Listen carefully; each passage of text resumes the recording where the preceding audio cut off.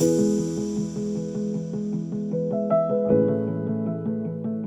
to With Faith in Mind. I'm Jesse Koopman, the show's producer, but today I'm also your host. And today we are putting a spotlight on our own organization. Upper House is a Christian study center here in Madison, Wisconsin, and we're learning about study center life as part of our series, Christian Education at the Crossroads. To help us explore this topic, we welcome our With Faith in Mind host and Upper House Executive Director, John Terrill. John has been one of the driving forces of getting Upper House off the ground, and he comes to us from a line of several prominent positions, including Director for the Center of Integrity in Business at the School of Business, Government, and Economics at Seattle Pacific University. Before that, he worked with University Christian Fellowship USA as the National Director for Professional Schools Ministries, as well as Campus Minister at Harvard Business School and InterVarsity's National Director for MBA Ministry. John lives here in Madison, Wisconsin with his wife, Venja, and their daughter, Elena. He enjoys writing and speaking on issues related to the academy, business, faith, and culture. For those of you who don't have the privilege of knowing John like I do and haven't had a chance to get to know him over several years, I can tell you that getting to know him and see him work over the last many years, he's a man of deep integrity, kindness, wisdom, and faith. John, welcome to the show. Wow, Jesse, thank you for that warm introduction. I really appreciate that. It's great to be here. I guess you labeled me as the host. I'm really a co-host and a learner on this podcast, so I've so appreciated learning from you and all the great expertise you've brought to With Faith in Mind and just podcasting in general. So thank you for being a great colleague. Oh, well, you're welcome, and thanks for the compliment. It has been a genuine joy getting to not just see you from a guest coming to events here now, but to work with you side by side for the last year. It's been a real joy and privilege. Yeah. So one of the things I'm most excited about in today's podcast is to get to know you in a different light. So I know you as somebody who functions as executive director. I know you as somebody who's learning about podcasting, but I don't know much about you personally or much about your take on the Christian Study Center movement or what it means to you. One of the things I wanted to start with is giving our audience a little bit taste of where you've come from educationally. I know you weren't always a believer. It wasn't something you grew up in the faith and you had an experience in college where you came to know the Lord intimately. Can you tell me a little bit about where in your educational process you met the Lord and how that functioned? Yeah, I certainly came from a faith-friendly family. There was no antagonism in my family toward faith, but it wasn't a primary commitment. I had a grandmother that was a pretty regular church-going grandmother, and we were, somewhat reasonable church attenders, but it really didn't strike a chord with me on a deep, personal soul level until after college. There were seeds. In college, I remember seeing a Greek interfraternity, sorority, Bible study, being invited to attend that, and really found that to be a worthwhile experience, but nothing really stuck. It was really in my years after college, living in Charlotte, North Carolina, that things clicked for the first time. Yeah. So was that related to a scholastic experience for you? Or how did you talk about a little bit how you encountered faith in your education experience. Yeah. So my deepening in faith or my sort of conversion experience really is tied up with loss. I'd gone through the loss of a significant dating relationship. I was about 25 and was just at a stage where I was reevaluating things.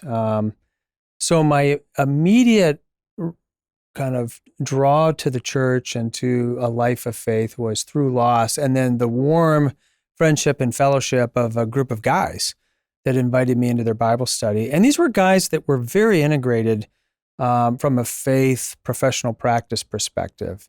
In fact, a couple of these guys I still get together with every few years, and we go on retreat together. So we've stayed close friends over these many, several decades now. It is many years. I was going to say many years, but it really is many years. I'm trying to think, it's been 30 years. So 3 decades. This goes back. So a long time. But early in my journey, in that sort of post-college, pre-graduate school experience, I started to get exposed to some people that were really thinking through faith and the role that faith should have on our practice and our commitments within the field of business. So I ended up making a decision to go back and work on my MBA at Northwestern University, and I landed at a place where there was a long history of graduate school fellowships that were hosted by university, and there was a Kellogg Northwestern MBA program fellowship that was made up of students and faculty and administrators from all over the world.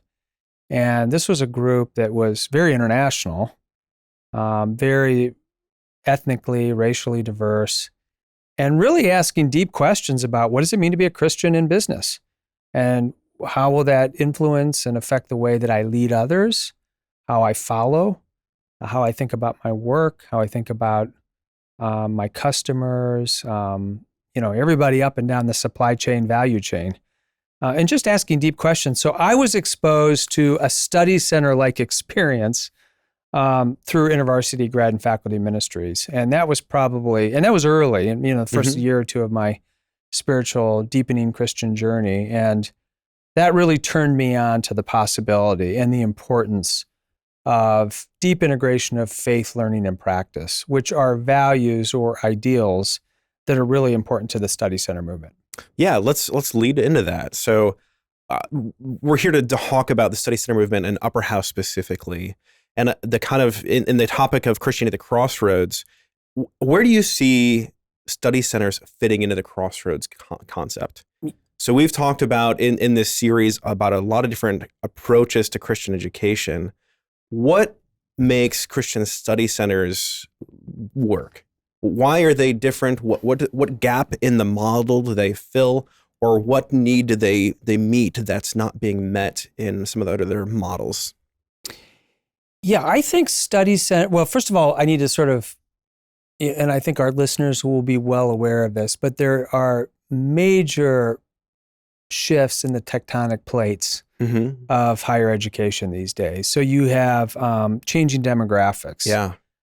You have what's often referred to as the demographic cliff. During the 2008 Great Recession, couples started having fewer children, significantly fewer children, and that trend has continued. And those young people who were born in 2008 are now entering college, I think next year or the year after. I think it's like 2024, 2025.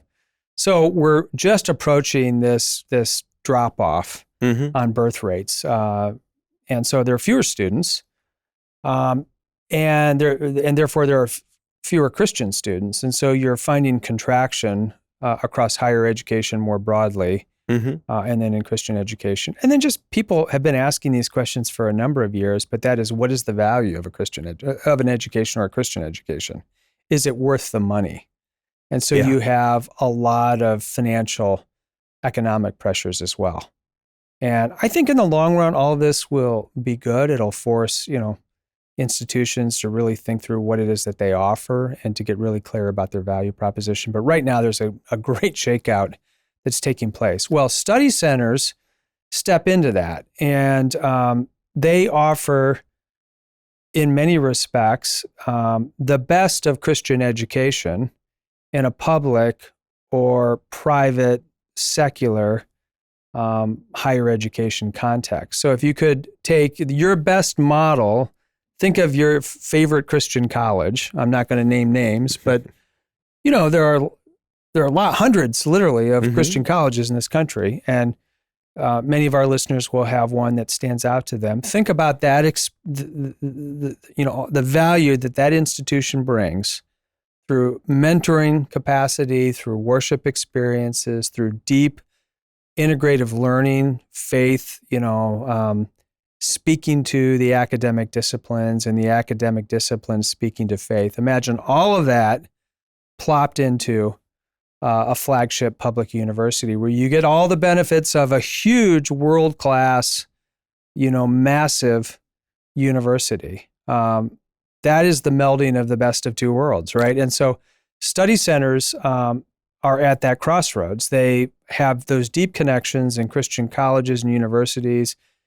Many of the study center staff and employees and directors have had experiences in Christian colleges and universities. They've also had experiences in public secular universities, but they bring all of those benefits to bear on the student experience, the faculty experience in a large public context or private non-religious context. As long as I've been partnering with Upper House in various capacities, I've never heard it described quite like that before. And I love that whole notion of taking a lot of the gifts and blessings of a Christian college or university and taking some of the wonderful segments of that and bringing it to a secular campus. Yeah.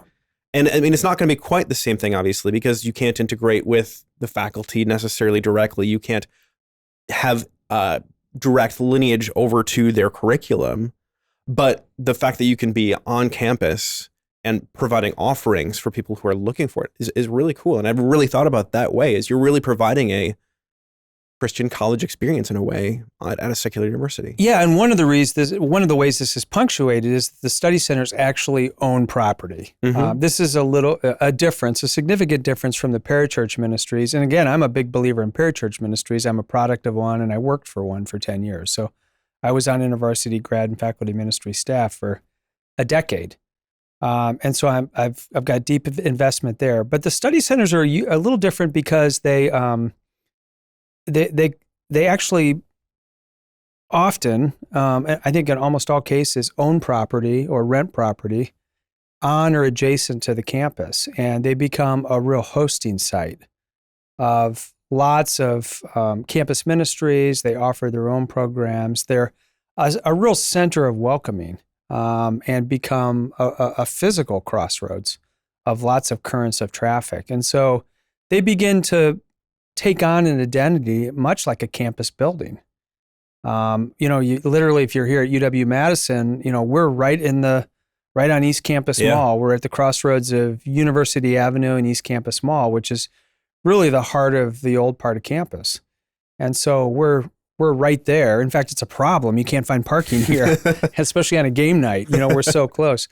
So, but we tend to have a long-term view of presence, of hospitality, and the study centers really share the vision of their host universities to come alongside and support the university in its achievement of its mission.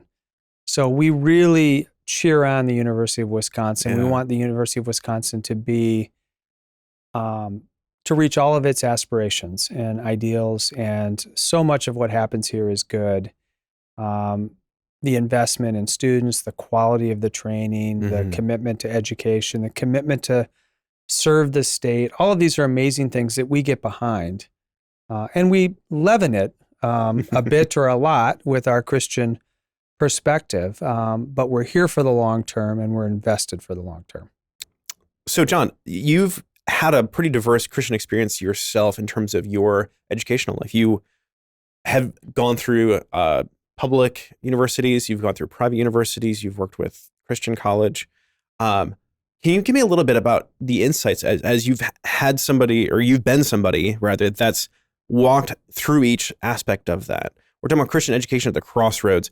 What are some of the pushes and pulls there? What are some of the pros and the cons?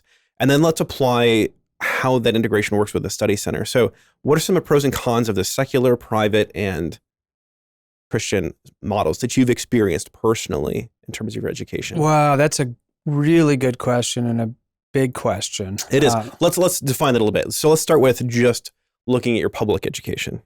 Yeah. Well, one of the things I would say before I'll go to public education, is that I think one of the things as I look back on my own history that was was really sound preparation for the work I'm doing now, is to learn to be comfortable in many different environments. So I think whether you work in a Christian college or a public university or somewhere in between, the world is much more diverse and pluralistic than it was even a few decades ago, right? Yeah, absolutely.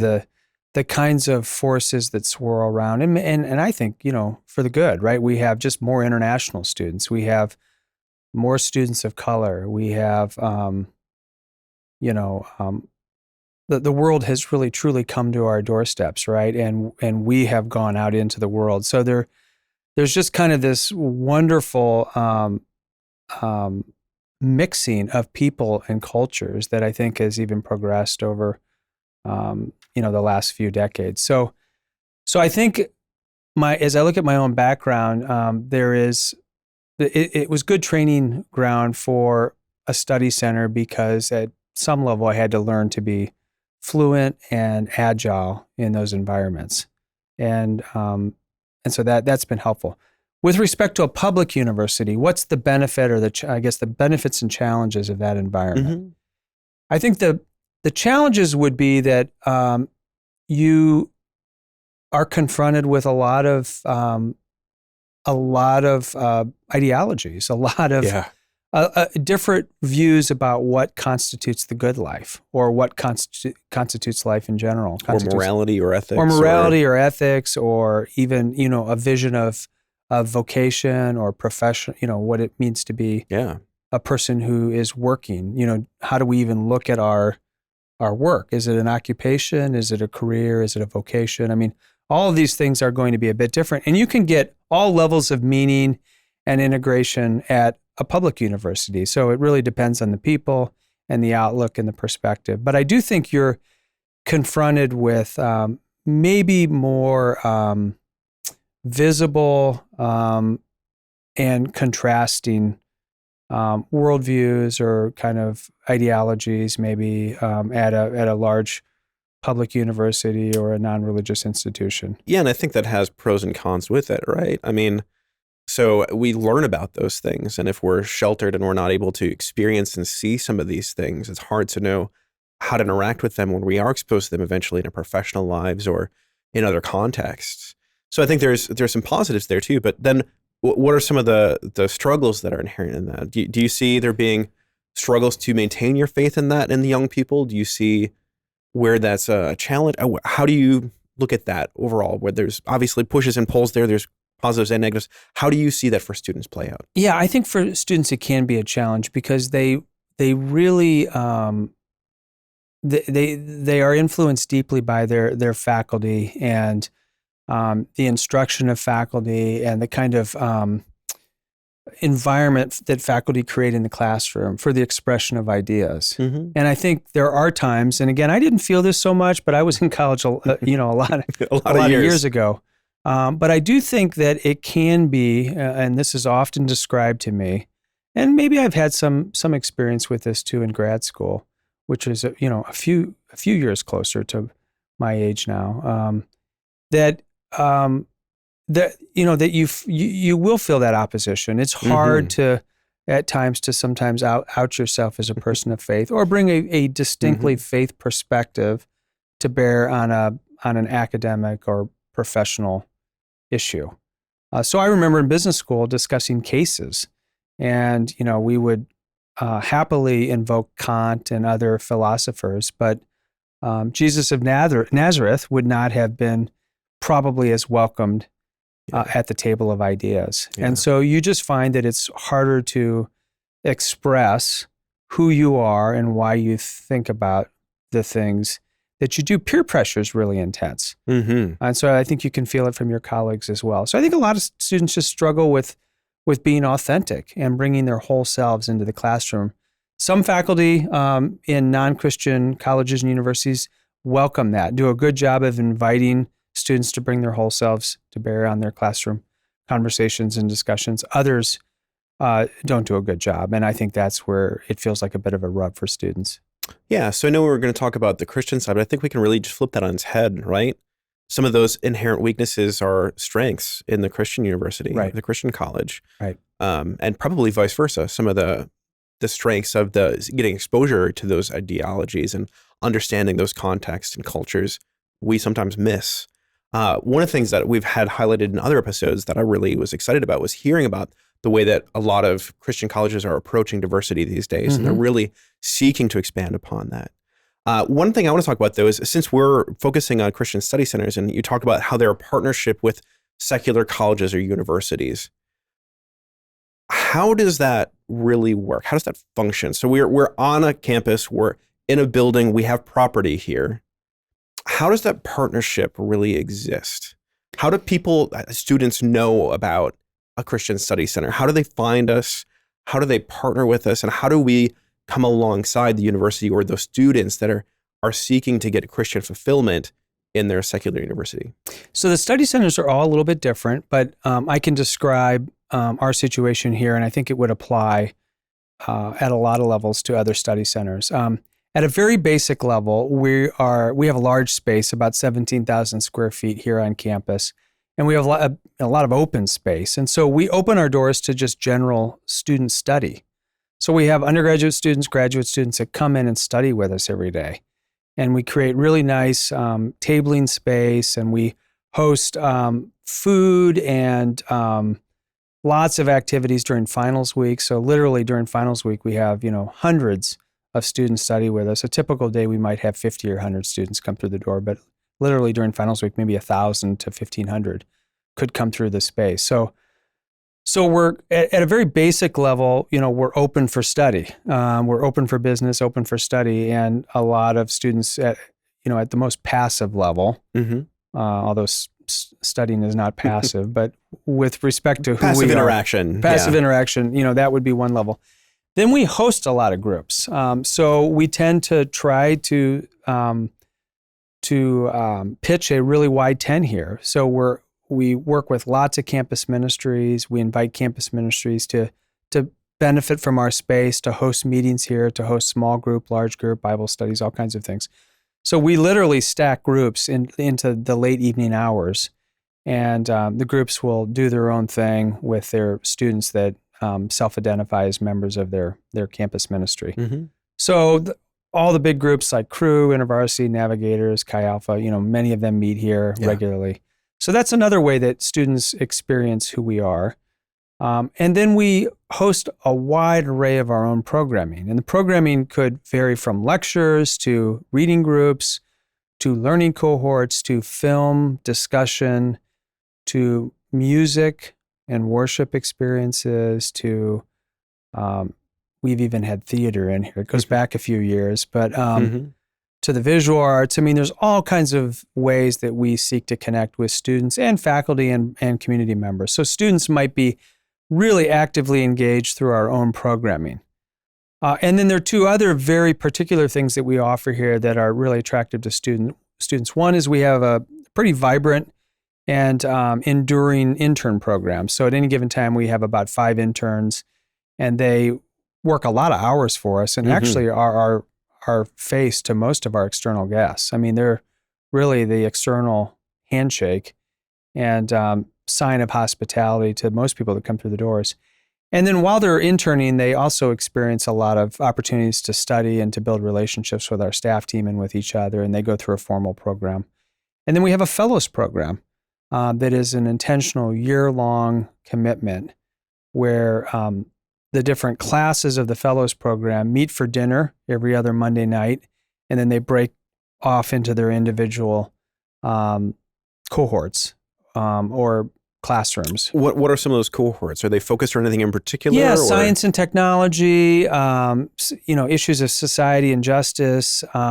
We had one this year on the arts. We have one on reading the Bible as a cohesive narrative or as a story. We have one that meets every year on a biblical understanding of calling and vocation. So we tend to offer a lot of the same courses, and they're immersive experiences. They do retreats together.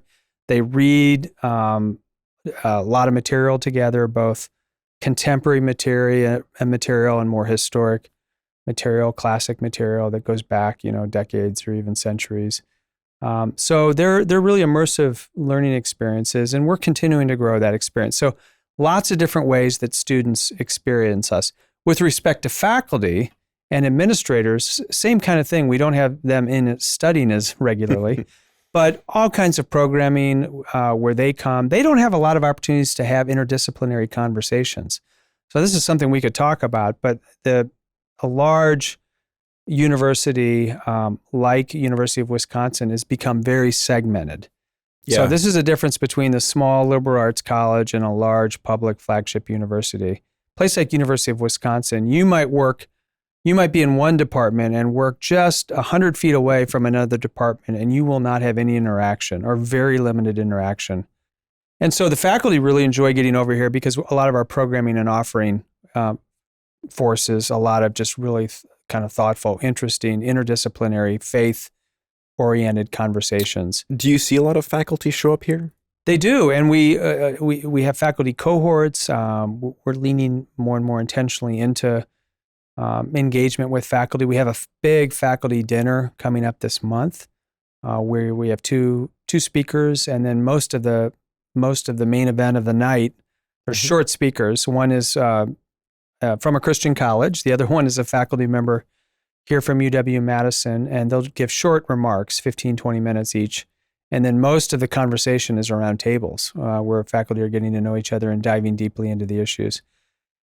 So lots of faculty involvement, and then we partner with departments. So this is maybe a surprise. Yeah, I didn't know that. Yeah, so we have had, over the years, a number of opportunities or events where we have hosted a speaker, and we've partnered with an academic department, and/or we've taken our speaker into the academic department and offered that person as a speaker there. Oh, I suppose I did know that in a different context. Chandra was just here. He was just here, and he spoke, on campus in an academic department setting, and spoke here. Yeah, he's a historian, and he stopped by. He's Westmont good friends College, with Eric, one of our staff members here. Yeah, so lots of interesting possibilities, and we and a lot of openness on the part of faculty and departments to interact with us, even with our Christian mission and Christian roots here. Yeah, that's awesome.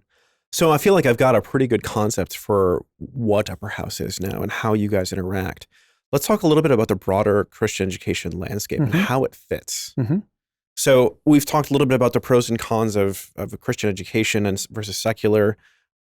We've talked about some of the pros of what a study center can bring to a secular university. What do you feel like the big gap is in the Christian sphere of education, from youth to adulthood? What do you feel like the biggest gap in Christian education is today? Well, there are probably lots of gaps. I think one gap would just be biblical literacy.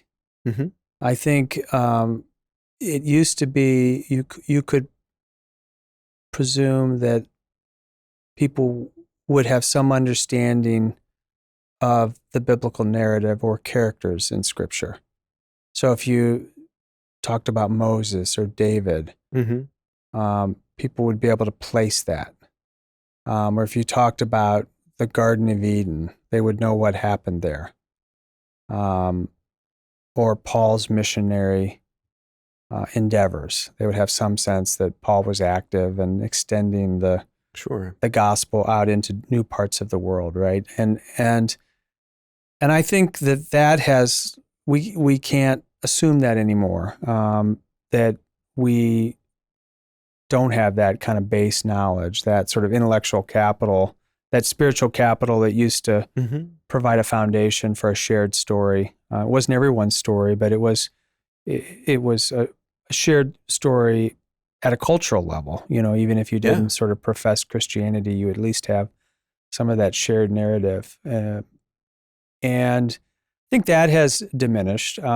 So there's a role for Sunday school, for churches, to just continue to work on that. And Christian colleges through their core curriculum, and even the things we do here, like in the Fellows Program, learning the Bible as a story, right? It helps people remember. If you can teach the Bible as a story, because it is a story. Yeah. People will remember the story, and they can put the pieces together in ways that fit, right? So it becomes less of a bunch of facts or people that feel isolated and disconnected, and it now flows more as a story. So that's something that I think is missing or has changed I think another thing might be that's just changed that I think Christian colleges and study centers can work on, and that is the question of what constitutes the good life. I think there's a lot of confusion about that these days, and a lot of opposition. And I might make statements about what I think leads to a flourishing life, and somebody might vehemently disagree. And I think we have to get back to a point where we can think in some universal terms about this. Yeah. So, I want to provide lots of freedom and flexibility for people to bring different perspectives. But I do think there are visions of the good life that seem to transcend religious traditions and cultures. And let's at least have that conversation. And I think Christianity can be a really important participant in facilitating that conversation.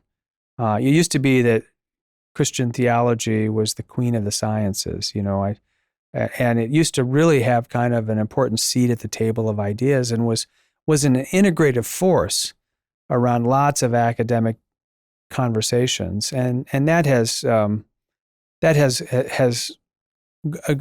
disappeared, right? It's no longer the case in most institutions of higher learning. But I think there is a role where faith and religion can be an important participant, particularly around issues of the good life, meaning, value, purpose. And so I think that's a role that Christian education can play. Those are a couple thoughts right out of the gate as you ask that big meta question. Yeah, I mean, it's a really, really challenging question, and I think that's kind of dealing with the whole notion of Christianity or Christian education at the crossroads. It's not something that's concrete. There's no one specific issue we can pinpoint about why Christian education is on the decline on some regards. There are some institutions that are thriving and flourishing, and there's others that are really struggling. And there doesn't seem to always be a commonality within it. All we know is that it has to continue evolving in order to continue to meet the needs of the day. Yeah. So with that understood, tell me about why you decided to help start Upper House. Yeah. When you were approached and talked to about the vision of a study center in Madison, Wisconsin, what got you excited and on board? Yeah, well, and there's a lot to that. But I like challenges. Yes. That's probably the first thing I would say, that I've always been kind of mobilized by challenge. And I actually don't think it's as challenging as some might think. I mean, I've certainly heard my fair share of stories about UW-Madison, and in some ways, historically, maybe it is a place that's been a little hard on faith. But as Dan Hummel, our colleague, has demonstrated and has written in records all over campus on physical structures, the role of religion in this institution has been a significant force. Yeah, since its inception. So, but the challenge of bringing the best of Christian thought and theology to bear on the life of a major university is something that's really compelling to me. Mm-hmm. From a more personal level, and this is really kind of rooted in my own journey of faith, I want people to live the best life they can live. Yeah. I want people to flourish. I want people to make the connection between their faith and their deepest values and religious moorings and the life that they believe God is calling them to out in the world. So I see a direct line between Christianity and almost in every field you could study across the street and around us right now. So pick your field: anthropology, sociology, biology. I mean, God's fingerprints are all over these disciplines and fields. And there's a lot that we can bring as people of faith to bear on the study of whatever it is. But I think these disciplines also speak to us. It is a two-way street. And I think, God's truth is resident and resonant in all kinds of ways. We have the Bible and we have the book of creation, right? We have these two books and the book of nature. And so I think God's majesty is revealed in lots of different ways, and it certainly is revealed through academic disciplines. But really, this project for me is really motivated by a desire for people to live an integrated whole life. Mm-hmm. They don't have to spend the first half of their life trying to gain significance or gain success so that they therefore in the second half of life can be significant.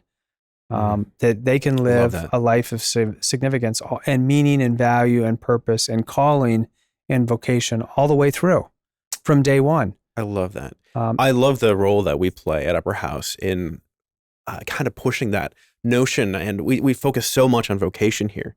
What is vocation? How do you find your vocation? And what is God calling you to through vocation and so forth? I love that that's such a big emphasis here. Yeah, it really is. And I think vocation is not like this perfect pathway and like a single razor's edge, pathway. Vocation is about a recognition of the needs in the world. I mean, this is sort of Frederick Buechner's, original quote, our sort of deepest longings lining up with the greatest needs in the world. And he says it much more eloquently. But I do think, and it unfolds over time. So if I look back on my own life, I see how over time I've gotten clearer about that, and opportunities have presented themselves for me to continue down that path. And you talked about the biblical narrative a little while ago in terms of helping us to understand that. One of the things that we try to do here at Upper House is understand the Bible in its full context. I think one of the things that I love about it too is that we see all sorts of different vocations through that biblical narrative and people living out God's will through all sorts of different concepts of what God's calling people to, whether it be a farmer, whether it be a missionary, whether it be a prophet, whether it be a pastor, whether it be a teacher, whether it be investment banker. Yeah, I'm even going to throw that in. Let's throw it out there. So yes, I think all of these are ways to order God's world and to bring flourishing to others. And I think we need to be about helping people gain an imagination for that. So investment banking is about moving capital to the most important needs, right? That's one way to define it. What does it mean to move capital efficiently and to real needs? You could define and describe investment banking in that way. And if you had that vision for it, it would change the way you thought about it and probably the way you practiced it. Absolutely. And I think this is going back to the notion of crossroads. I think Christian education is a wonderful thing to bring to that.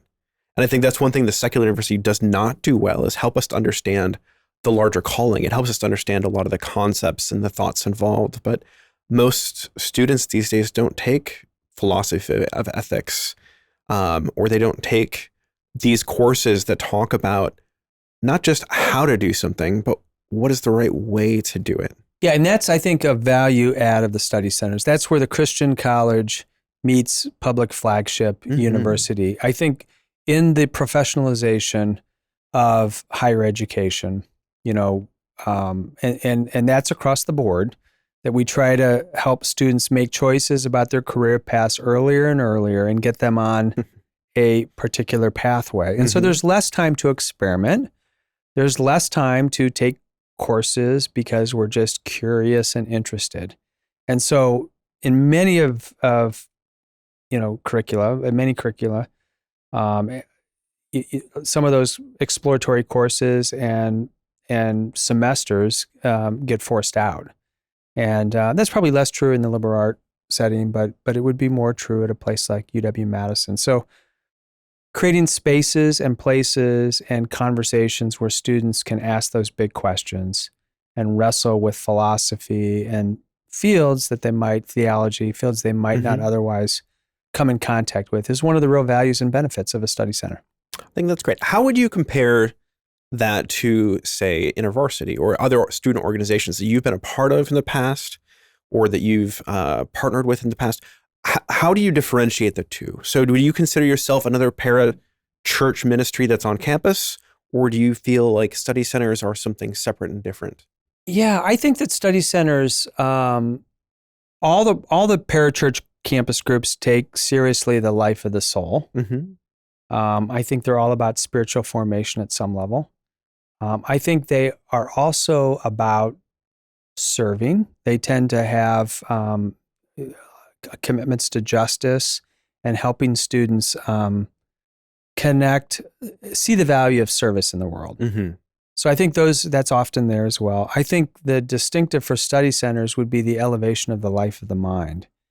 And it doesn't mean that we just sit around by ourselves, and pontificate. The life of the mind is really about the renewing of the mind. It's about, it's about knowledge, but knowledge with a purpose. It's about knowledge to bring a better life for oneself, but for the world. It's about learning as exploration. It's about a deeper understanding of theology and God's ways and understanding the mind of God. I mean, those are corollaries, I think, to the life of the mind. I think some of the parachurch campus ministry groups don't hit that one quite as strong. I think that's probably the weakest link, the weakest hinge. Yeah, and we're of course generalizing here too. Every organization is different, and every subchapter of every chapter of every organization is going to be different, et cetera, too. So yeah, I fully acknowledge that we can't overgeneralize and we can't make statements for everything. But no, I think that's a fair assessment. I mean, we all have our different priorities when we come to these parachurch ministries. I remember when I was in college, we talked about how there was one organization, I don't want to name names here, but there was one organization that was like for new Christians and new believers. And when you were first coming to college and you were experiencing God for the first time, you went and explored it in that context. And then when you became a junior and you got really serious about your faith, you moved on to a different parachurch org. I think some of that happens. And then I think here, and this is I think parachurch ministry leaders just have to do a lot of pastoral care. So the mental health issues are really demanding. We do this at some level, but we tend to be a bit more of a specialist here. Mm-hmm.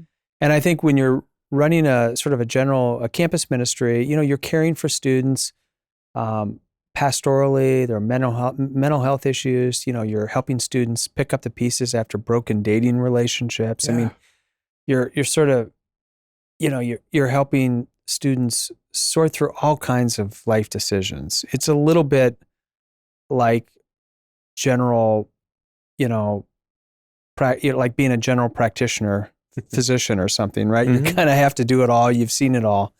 We're a little bit more of a specialist physician. Yeah. We have a particular focus here, and study centers, tend to do a lot of the general kinds of things, but focus in a bit more. Yeah, I'd say if there was one outlining criteria that I would make, and I would love your reflection on this, is we are focused a lot more on education. So you're talking about the life of the mind, but specifically about education as it relates to how to relate to God academically. How do we think about God? How do we interact God with our intellectual being? And being on a university that's dedicated specifically to higher pursuits of education, we tend to focus on that notion of propagating that intellectual self in context of our faith, as opposed to just helping us to interact with the relationship side of God. Yeah, I think we care about it all because I think you're right. We see people as whole people, and we're people that are that thrive on relationship, and we thrive because we feel belonging and we feel loved, and we're growing and we have purpose. So those are all dimensions of what it means to have a thriving life. But I do think we very intentionally are trying to connect faith to the life of the university and the learning part of what it means to be at a university. And then I would say also the life after university. So life in the guilds and the professions. So that's a big part of what we do here as well. What does it mean not just to thrive in your economics class and think about the integration or the connection points of faith and economics, but then what does it mean to be a deeply integrated person after you graduate, when you take that first job in banking, commercial banking, per se, if that's your job, what does that look like? And what are helpful, productive steps as you transition into that role of life? Absolutely. I personally didn't have this as an option when I was in college. There was no Christian Study Center here at UW when I was in college, and having it come onto the scene 8 years ago when I was long past my education career, I still have really enjoyed the programming here. And I felt welcome here as just a community member who is engaged in faith and the business world. And I love that a lot of the content here, we see multiple generations. I think it's a great atmosphere for me to meet people that are my elders that I can learn and grow from, and also that are my juniors that are in college or even younger in some cases, where I can mentor and I can lead and I can be a part of their lives in that capacity. It's been a wonderful gift that I never thought of when I thought of Christian study centers being on campuses. Yeah. Well, no, that gets us excited when we see, disciplines, interdisciplinary conversations, but also multiple generations, right? Where you have college student and retired members of our community that have, in their 80s, but are real invested still in the community and learning, and they're back to kind of soak in the in community and under the learning of speakers and things like that. So yeah, we really celebrate all of that, and we love it when we have really mixed crowds like that. And it's not uncommon. I love that. It's very, very common here. Right. So I want to kind of boil a couple of things down, and let's get to some distilled points, and then let's wrap up a little bit. So number one, so if Christian education is at a crossroads and we need to evolve, and study centers are something that we see historical side of things. We've talked about it in some of the other interviews, but it's also one of those things that's newer on the public scene that we're seeing in major education facilities today. Where do you see it going?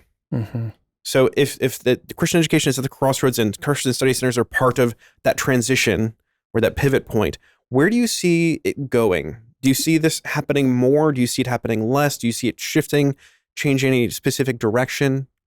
Yeah, when I started 8 years ago, there were about 20 study centers. There are about 40 now. So in 8 years, the number of study centers has doubled. For some, that might seem like, oh, that's not that significant a growth. But when you're talking about physical property and the kind of investment these takes, it's actually pretty significant growth. It's not like you're just spawning a reading group or something like that. You've got real investment to get these things going. And I think there are a number of study centers that are in the works. So I could imagine in another 8 years being at 100 or 120 study centers, at least doubling. I wouldn't be surprised if it doubles every 8 years. I don't know what. That's not really Is it Moore's law? I can't remember what the. I'm going to really confuse our listeners. There's a parallel to Moore's law. There's a parallel here, but I've got my ratios and percentages all off. So I think study centers will continue to, the numbers will increase. There's enthusiasm for this. There's a new study center that just started at University of Michigan in the last year. And there wasn't much happening there a few years ago because we were involved in trying to get something started. And then very organically, it just sort of sprung to life. And I know it didn't just spring to life because there's been people there, faithful people, and others who have been working there for many years who have longed for a study center, but it now has taken physical root. So I think we'll see study centers continue to magnify the numbers and so forth, their reach. I think we'll see some contraction in Christian higher education. I think the Christian colleges that remain will get clearer and clearer about their mission and probably stronger. I think the parachurch ministries are also going through a little bit of a challenging time. I think COVID was really hard on many of them with numbers, and I think we'll hear about that in this series. But they're recovering, and I think they're getting clearer about their offerings. I mean, one of the things that came out of this was just hybrid offerings. I mean, I know InterVarsity grad and faculty ministry thrived during COVID, and it was an environment where faculty were really glad to gather virtually and had more time to do that. And so their numbers went up significantly. So I think there's a possibility, but I think the next 10, 20 years are going to be really dramatic with respect to change. And so it will, even as we speak today, there are a couple Christian colleges that are really on the precipice right now and probably will dissolve at the end of this semester. So It's a rapidly changing environment. I think the outlook probably for parachurch ministries and Christian colleges is a little less clear. Mm-hmm. I think in the long run, they will thrive, but they're going to have to reinvent themselves in some ways. Yeah. I think the outlook for study centers is quite bright. Yeah. So as you were talking about the demographic cliff and the consolidation of education, where more and more large institutions are growing and more small institutions are shrinking. Yeah.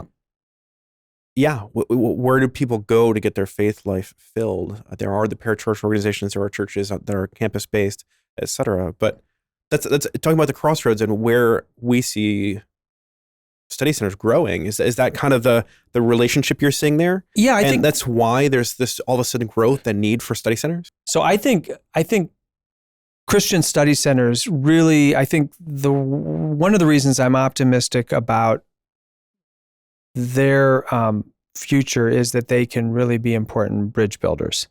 I think they can serve as a uniting force on campus by serving as a bridge across lots of different campus ministry organizations. And I think they can reach faculty and build relationships with faculty in non-Christian, non-religious colleges and universities while they're building important relationships with Christian faculty at Christian colleges and universities. And many times in many occasions, they introduce faculty across those dividing lines. Yeah. So there's lots of stories I could tell about faculty who are doing Christian faculty doing amazing work here that don't know a colleague, someone that they would love to know serving in a Christian college or university, and vice versa, somebody serving in a Christian college or university that doesn't have a natural opportunity to meet a faculty member working in a place like UW-Madison. The worlds don't often cross or collide, and we can help facilitate that. And I think when that happens, there's a lot of possibility in those relationships. They meet each other, they find each other, they realize they have shared intellectual interests, they have a shared passion for the world, and they begin to build a relationship that, can have a long-term impact for good in the world. Awesome. Well, thank you so much, John. I want to end with a question of hope. Yeah. Where do you see, whether you want to go the study center route or Christian education in general, where do you see the biggest opportunities for God to move in Christian education today to advance his kingdom and his objectives in education? Yeah, I think God is at work in these places. I've always thought that. Mm-hmm. I think part of it is us recognizing his spirit at work in these settings. Mm. So when I worked at Harvard Business School, I was amazed at how often I was reminded of the bigness of God and God's ability to transform lives, transform institutions, Amen. Instill a vision that would truly form and reform a person over a lifetime. And it was a tough setting in some respects to live out your faith. But in other respects, it was a place where God's Spirit was really active. And there was a strong community of Christians in the business school, and they helped me discern God's Spirit at work, and I in turn probably had a role in helping them discern God's Spirit at work. So I think God longs to move in the lives of faculty and students and administrators, and I think a big part of that is having eyes to see and ears to hear. And I think we need to remind ourselves, and we need a community to help us get better at seeing God at work. And where can that happen? Well, it can happen through a campus ministry that's flourishing. It can happen through God's common grace that provides insight to a researcher that makes a breakthrough on cancer research, or an economics professor who builds a new model for projecting market demand. I mean, I'm just thinking of these are all things that and tools and knowledge, when rightly used, can bring flourishing to the world. Now, the problem is they're sometimes not rightly used. They're misused, right? But these are all signposts of God's grace, his care for us, his love for us, that he bestows on us the ability to get better, to gain more insight and knowledge, to relieve suffering, to bring insight, to build better products, to offer better engineering and design possibilities. I mean, these are all signs of God's grace. So if our eyes are open and our ears are attentive, we can begin to see these things and celebrate these things. And I think sometimes they stay in the realm of common grace, and they provide benefit to large segments of our population, and we can celebrate that as God's goodness. And then I think there are other times where there's real kind of inner soul transformation. Yeah. People have changed hearts. They begin to look at the world differently. They begin to take on a new definition of the good life and what it means to be a person who serves and loves God and loves others and loves oneself. Those are things to celebrate as well. And I think all of those things happen in a place like University of Wisconsin-Madison. And we see them on a daily basis, even on an hourly by hourly basis.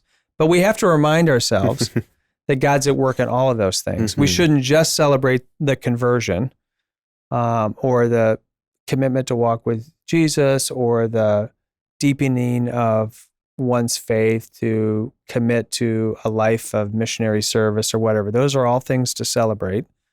Those are wonderful expressions of following God. We ought to also celebrate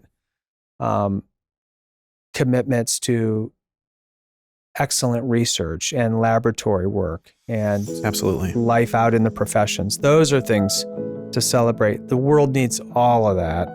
And if we could get all of that working, there would be great transformation for all of us. I think that's a great word to end on, to have us all take a step back to practice witnessing the goodness and glory of God and what he's already doing. Yeah. And then make space to acknowledge it. Yeah. And to speak of study centers, I think that's one thing that we do pretty well. Yeah. Especially here at Upper House. Well, it puts a new spin on witnessing, doesn't it? It does. It's not just about a proclamation. It's about witness or seeing or understanding at a deep level God's presence. So you've given me a new insight about how to think about witnessing these days. Well, John, thank you so much, not just for our conversation today, but for all the work that you've done at Upper House and in the Christian Study Center movement, and all the goodness you've brought to my life and our friendship and our relationship. Thanks, Jesse. It's been a joy to be with you today. I'm glad you're on the team. Likewise. Thanks for joining us. If you've enjoyed today's podcast, be sure to subscribe and give us a rating on your favorite podcast app. Also, be sure to check out our upcoming events on upperhouse.org and our other podcast, Upwards, where we dig deeper into the topics our in-house guests are passionate about. With Faith in Mind is supported by the Stephen and Laurel Brown Foundation. It is produced at Upper House in Madison, Wisconsin, hosted by Dan Hummel and John Terrill. Our executive producer and editor is Jesse Koopman. Please follow us on social media with the handle @UpperHouseUW.